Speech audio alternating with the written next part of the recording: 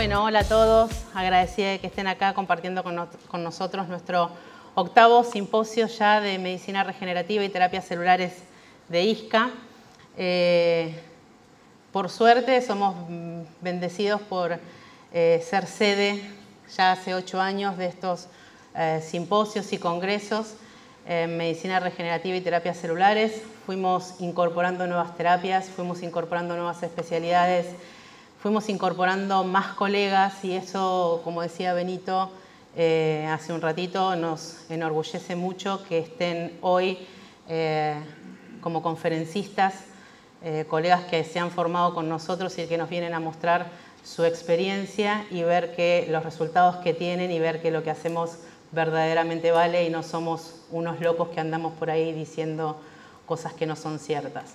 Entonces, les agradezco mucho que se hayan levantado un sábado tempranito y estén acá con nosotros.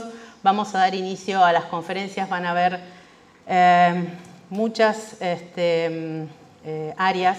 Vamos a compartir medicina estética, medicina ginecología acá con el doctor Elías, estética con el doctor Ferreiras, la doctora Andrea Lapeire hablando de exosomas, Giancarine con toda su experiencia en úlceras, darle la bienvenida a toda nuestra comitiva turca que nos visitan por primera vez en este simposio y ven también nuestro desarrollo en América Latina.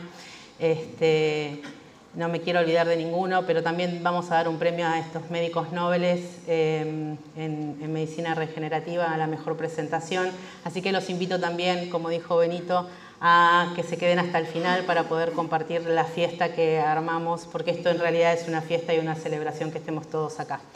A mí siempre me toca la parte más tediosa, pero también en el día de mañana hay muchos doctores que van a hacer el curso hands-on. Entonces me toca a mí dar la parte más teórica de qué es lo que tradicionalmente se hacía y se sigue haciendo, obviamente, en medicina regenerativa, cuáles son los nuevos avances en cada una de las áreas y hablar un poquito más específicamente de lo que son las terapias celulares para que los que no están en temas, los que no están en tema de terapias celulares puedan entender de qué se va a hablar a posterior y todos tengamos el mismo idioma y el mismo, la misma idea de plaquetas.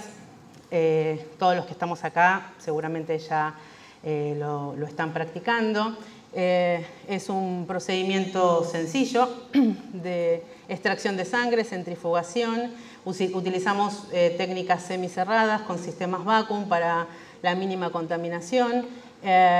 Y luego si realizamos LPRP, el fotoestimulador, para lograr y alcanzar mayor cantidad de factores de crecimiento y mayor división celular. Esta es una clasificación ya del 2009 acerca del PRP, para que hablemos todos de plasma rico en plaquetas.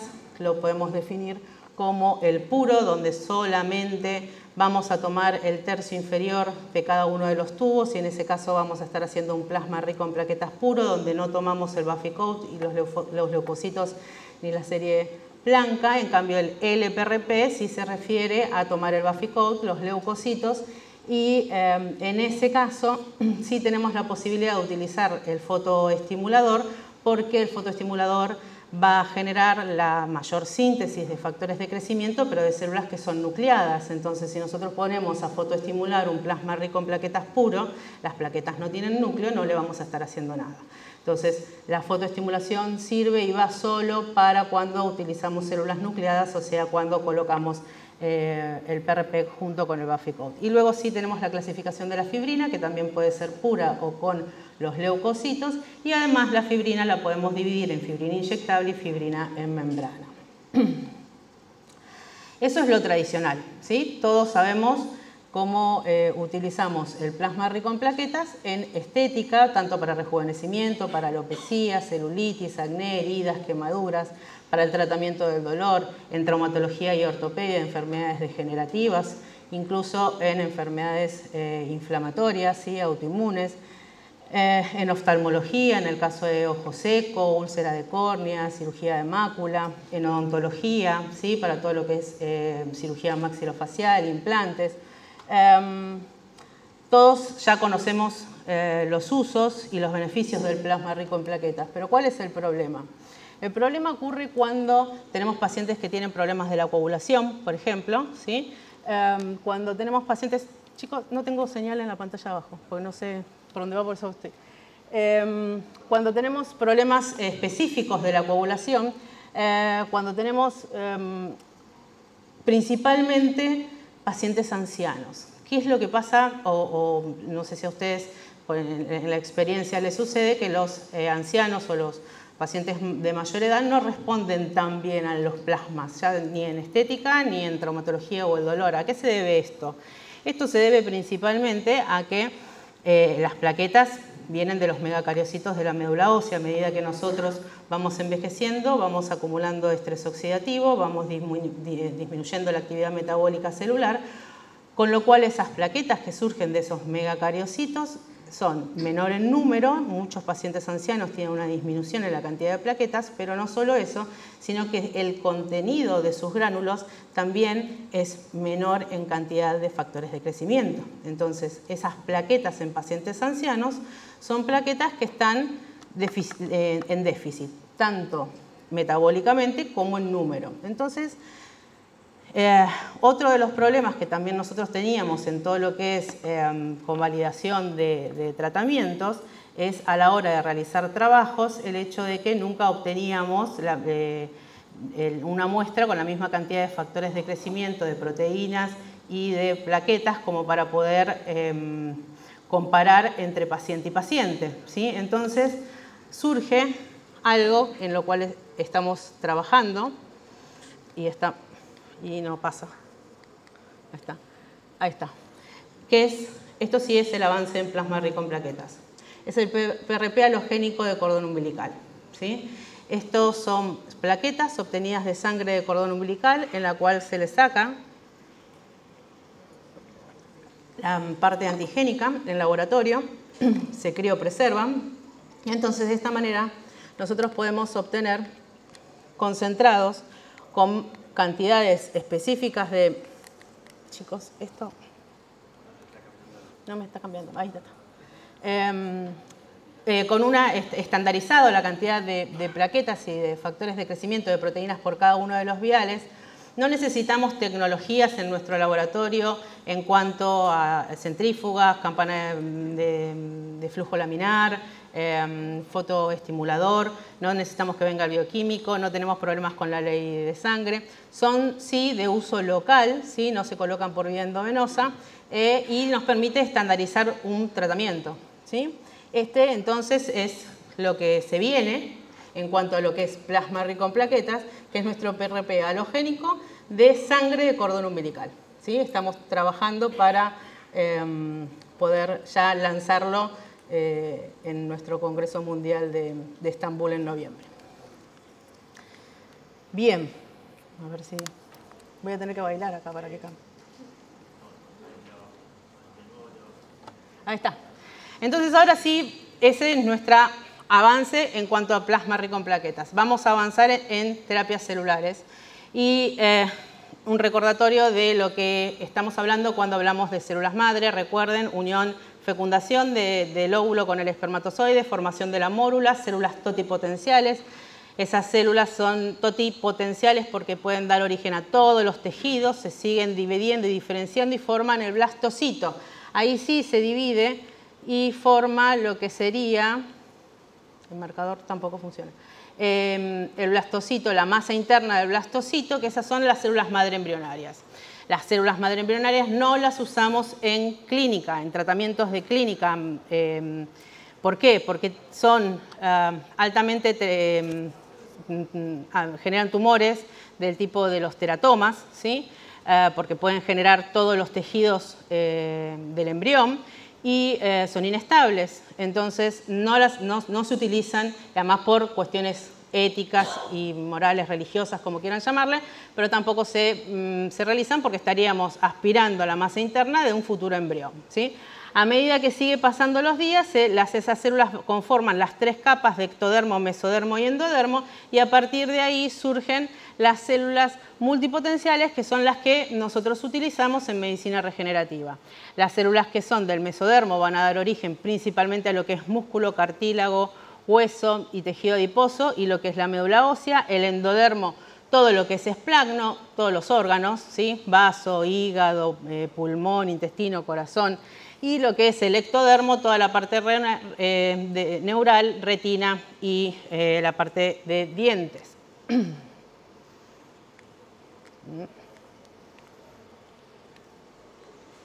Bueno, ¿se puede cambiar esto, chicos? Jim Yamanaka, se los presento, es el que descubrió la manera de poder hacer una célula diferenciada, final, local, somática, un fibroblasto, se desdiferencie, vaya hacia atrás y se transforma en como si fuese una célula embrionaria. Con esto nos quitaríamos todos los problemas éticos, religiosos y morales de tener que andar sacando masas embrionarias.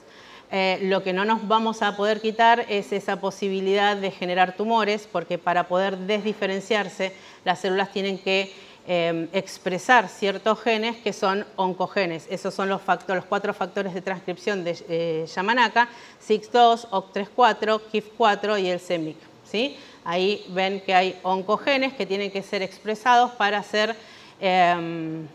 identificarse como una célula embrionaria. O sea, estas células se las llama células pluripotenciales inducidas. ¿Cuál es el beneficio de esto? A ver, para poder hacer que esto se exprese, uno tiene que hacer transcripciones a través de un vector viral para introducir este oncogen que se pierde al diferenciarse la célula, o este gen, no es necesario que sea un oncogen, alguno de estos genes que se expresen a través de la transcripción viral y de esa manera la célula poder ir hacia atrás. Y una vez que yo la llevé para atrás, la puedo llevar para adelante hacia el lugar donde yo quiera. Entonces, a partir de una célula pluripotencial, puedo en medios de cultivo hacer que se diferencie hacia un tejido neuronal, hacia un tejido óseo, hacia un cartilaginóseo, hacia el tejido que a mí me interese llegar, porque la célula va a responder y se va a diferenciar de acuerdo al medio de cultivo en el cual se encuentre. Bien. Las fuentes de células madre pueden ser, que nosotros utilizamos generalmente, son de tejido adiposo, de médula ósea, de cordón umbilical, de placenta, de pulpa dental o de piel y de cuero cabelludo. En base a estas células nosotros podemos dividir nuestras terapias en terapias autólogas o halogénicas, ¿sí? Nosotros no hacemos terapias con células de animales. Estos son células madres de misma especie, ¿sí? Somos todos humanos y la diferencia es, si yo le saco las células madre a esa persona y se las vuelvo a poner, es halogénica. Si yo recibo células madres donadas de otro paciente, entonces en ese caso va a ser una terapia halogénica, independientemente de cuál sea la fuente de obtención. Células madre hematopoyéticas son las que obtenemos de médula ósea, sea cuero cabelludo o tejido adiposo en este caso.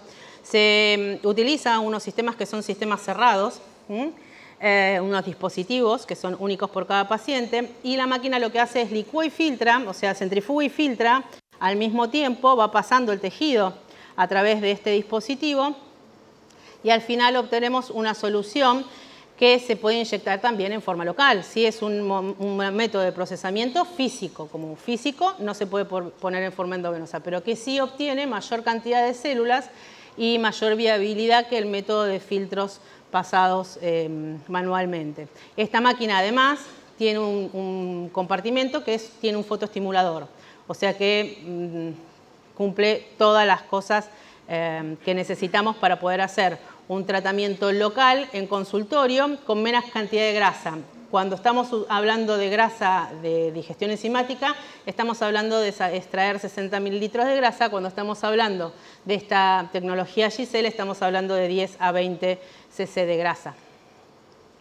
Cuando estamos hablando de fracción vasculoestromal, no estamos hablando de células mesenquimales puras, estamos hablando de que obtenemos una sopa de células inflamatorias que van a terminar realizando el proceso regenerativo, el proceso de inflamación y de regeneración de los tejidos. Dentro de esas células vamos a tener células mesenquimales, células progenitoras que se van a implantar en el tejido y que nos va a ayudar a repoblar el tejido de nuevas células, ¿sí? Pero no solo tenemos células madre, sino que tenemos un montón de células que ayudan en el proceso de reparación de los tejidos.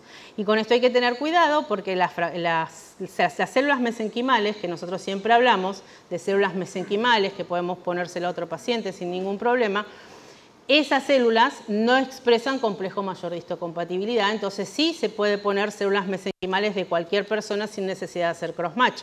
Pero cuando utilizamos una fracción vasculoestromal donde tenemos otras células, esas otras células sí expresan complejo mayor de histocompatibilidad, con lo cual yo no puedo utilizar una fracción vasculoestromal de un paciente para ponérselo al otro, ¿sí? Ojo con eso. Dentro de estas fracción vasculoestromal tenemos células mesenquimales. Y las células mesenquimales son las que nosotros adoramos, los que hacemos mucho terapias celulares. ¿Por qué? Porque tienen ciertas características que no las tienen las células hematopoyéticas y que tienen que ver principalmente con la inmunomodulación, ¿sí? Siempre que estamos enfermos tenemos una inflamación crónica de bajo grado, no es necesario que nosotros tengamos una enfermedad autoinmune para necesitar hacer una inmunomodulación. Siempre que tenemos inflamación crónica, desde un síndrome metabólico, hipertensión arterial, hipotiroidismo, siempre lo que vamos a tener que tratar es el sistema inmunológico. De eso también vamos a hablar hoy. Está la doctora Leinado también que nos va a hablar acerca de esto, la doctora Lapeire también va a hablar de esto. Bueno, esta inmunomodulación la realizan las células mesenquimales, ¿sí? Incluso cuando tenemos pacientes con stroke o con TBI, con trauma cerebral, ¿sí? Traumatismo cerebral, donde hay mucha inflamación, estas células mesenquimales se encargan de la inmunomodulación para que no siga este estado inflamatorio para disminuir las secuelas. Tiene un efecto antiapoptótico. ¿Por qué? Porque las células mesenquimales también lo que hacen es transferir mitocondrias. Ustedes saben que hasta, no sé, podríamos decir en los 70, los 80, nos moríamos de infecciones, ¿sí? Después pasamos a morirnos de enfermedades crónicas, ¿sí? Ahora nos morimos de enfermedades crónicas, de diabetes, hipertensión, ¿sí? Síndromes metabólicos, ¿sí? Y eso se debe a una disfunción mitocondrial. Nuestro gran problema es que perdemos mitocondrias, perdemos energía, perdemos nuestra capacidad metabólica de las células se ponen en estado de senescencia metabólica, que es envejecimiento metabólico, porque no tiene fuente energética, no tiene mitocondrias. Las células mesenquimales vienen a transferir mitocondrias, ya sea a través de unos nanotúbulos o incluso a través de los exosomas, se transfiere información para la generación de nuevas mitocondrias. Entonces, de esa manera, esas células que están en estado senescente y que tendrían que ir hacia la destrucción o hacia la apoptosis, las saca de ese estado e impide que disminuya la población de células en la zona. Otra de las características que tienen es el efecto homing. Siempre me dicen, ay Silvina, como vos la pones en la vena, ¿cómo sabés que llegan al lugar que tienen que llegar? Ellas saben dónde tienen que ir porque donde hay inflamación hay algo que se llama factor derivado del estroma 1, SDF1. Y eso se libera solo en procesos agudos. Las células madre tienen unos receptores en la membrana que son receptores tipo TOL1, que son específicos para este SDF1. Entonces, y se manejan por gradiente de concentración. Van hacia donde hay grandes concentraciones de SDF1. Entonces, inyectadas en forma endovenosa, las células primero obviamente van a ir al filtro pulmonar y luego van a ir yendo hacia los tejidos donde hay alta concentración de SDF1 y donde llega a esa alta concentración para poder entrar por la membrana, por el aumento de la permeabilidad endotelial. Esto se debe al aumento del factor de necrosis tumoral que aparece en los procesos inflamatorios. Se abre la membrana y la célula puede ingresar, o algunos que comparan el estrés oxidativo y cómo el rol de las células mesenquimales, ¿sí? Les traje algunos artículos para que vean qué hay, que no somos nosotros los que estamos hablando acerca de esto. En la regeneración de la piel, ¿sí? De exosomas voy a hablar muy poco, pero es la vía de comunicación de todas las células, ¿sí? Todas las células se comunican entre sí y se mandan información específica. Los exosomas se liberan para una célula diana específica con una información específica. Nosotros siempre decimos, el exosoma es el FedEx de la célula, no es el DHL, ¿sí? El DHL te lo deja en la puerta, el FedEx te toca la puerta, vos tenés que firmar y te lo entrega y se asegura que el paquete entró a tu casa, ¿sí? Esto es un exosoma, se asegura que el contenido entre a la célula, ¿sí? ¿Por qué? Porque en la membrana tiene unas estructuras de adhesión específicas para esa célula. Pero lo importante es de dónde proviene el exosoma. Otra vez, lo importante es la fuente, ¿sí? Entonces, estos exosomas que nosotros utilizamos provienen de células mesenquimales de cordón umbilical. Entonces, al pertenecer a esta estirpe celular, su membrana tampoco presenta complejo mayor de histocompatibilidad, con lo cual nosotros se lo podemos poner a cualquier paciente que no va a pasar nada porque no necesitamos cross-match.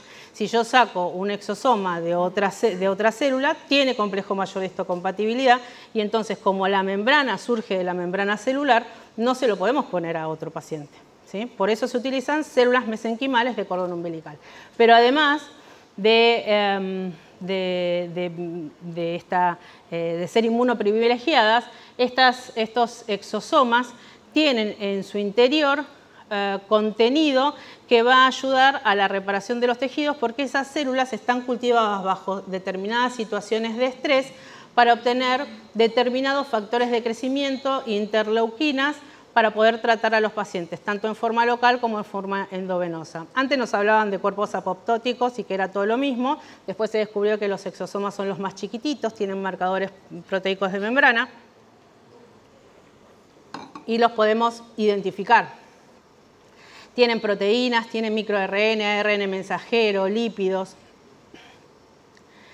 ¿Cómo se sacan? ¿Sí? Se obtienen de medios de cultivo de células madre mesenquimales de cordón umbilical sometidas a determinadas situaciones de estrés y luego pasan por procesos de centrifugación y ultracentrifugación para obtener un producto totalmente acelular y que ese medio de cultivo poder diferenciarlo, tipificarlos por esos CD de membrana, ¿sí? Y ponerlos en un vial, ¿sí?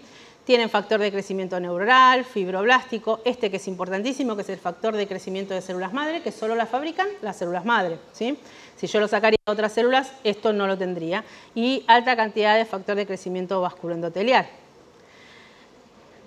El modo de presentación los podemos tener liofilizados en polvito o los podemos obtener fluidos, líquidos.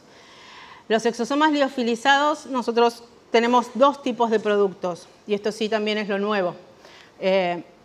Tenemos para estética, donde vienen dos viales, uno con un diluyente y el otro con los exosomas. El diluyente es un multivitamínico, tiene ácido hialurónico, tiene aminoácidos, y en el liofilizado tenemos 5 billones de exosomas de células de cordón umbilical. El local lo utilizamos principalmente para lo que es estética. Y para lo que es traumatología tenemos nuestros liofilizados para traumatología y tratamiento del dolor, que también vienen en polvo, o sea, están liofilizados, pero que lo vamos a diluir en solución fisiológica y no lo vamos a poner con ninguna otra cosa hasta pasados los primeros 15 a 20 días que lo podemos asociar con PRP, ¿sí? ¿Por qué hacemos esto? Porque tiene una alta concentración de factores de crecimiento y de interleuquinas. Ustedes saben que nosotros curamos por inflamación y son potentes, generan una inflamación por transformar en Tom Cruise. y nos vamos a comer la placenta. Pero hay, sí, cierta verdad en lo que tiene la placenta, ¿sí? Desde ácidos nucleicos, péptidos, todo lo que es la matriz extracelular, que tiene todo lo que es colágeno, elastina, laminina, las citoquinas y los factores de crecimiento que podemos obtener, interleuquinas como la interleuquina 1, que vamos otra vez con las NK, ¿sí? Interviene con la regulación del sistema inmunológico y mayor producción de NK, la interleuquina 2, que promueve todo lo que es linfocitos T, ¿sí? Y la 4, que está involucrada en lo que es la erradicación de patógenos y la producción de anticuerpos, ¿sí? Esta placenta humana se trae en frío, criopreservada, ¿sí? Y las podemos utilizar en las mismas condiciones que lo que es las terapias celulares, ¿sí? Desde la cicatrización de las heridas, el rejuvenecimiento de la piel en forma local, se pueden aplicar en forma local, en forma endovenosa y en forma intramuscular. Son varias sesiones, ¿sí? En general es un vial por semana, en lesiones deportivas, en todo lo que es condiciones ortopédicas como la artrosis, en los que son afecciones neurológicas en forma endovenosa, en lesiones musculoesqueléticas, en el dolor crónico en forma local y para las heridas y cicatrización posoperatoria. También lo estamos presentando.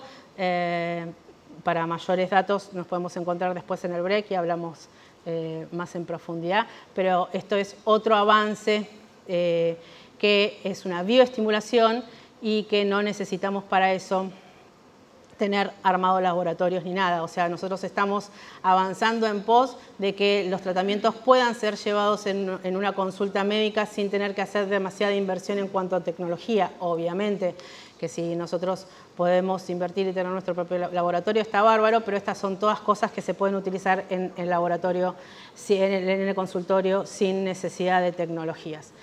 Mi contacto, para los que hacen el curso mañana nos estamos viendo, y agradecerles nuevamente por su atención.